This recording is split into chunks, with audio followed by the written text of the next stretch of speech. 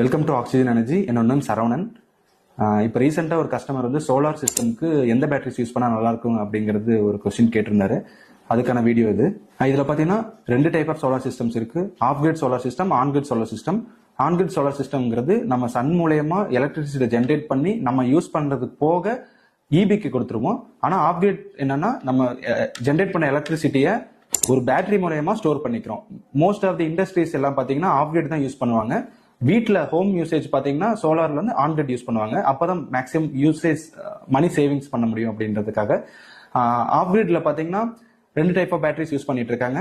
Let acid battery use பண்ணிட்டு இருக்காங்க, lithium ferrophosphate battery use பண்ணிட்டு இருக்காங்க. என்னோட சஜஷன் பார்த்தீங்கன்னா lithium ferrophosphate battery. But cost wise பார்த்தீங்கன்னா லெட் ஆசிட் பேட்டரி தான் ரொம்ப கம்மி.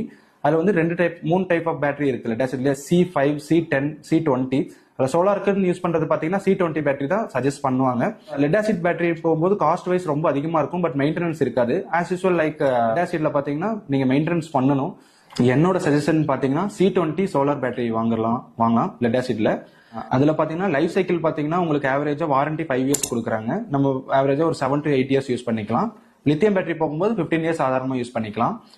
அதுல எல்லா டைப் ஆஃப் பேட்டரிஸும் 96 volt, 48 volt, 96 volt, 120 volt, 240 volt வரைக்கும் நான் பேட்டரிஸ் பண்ணிட்டு இருக்கோம். உங்களுக்கு சோலார் பேட்டரிஸ் ஏதோ வேணும்னா ஆக்சிஜன் எனர்ஜியை கான்டாக்ட் பண்ணுங்க.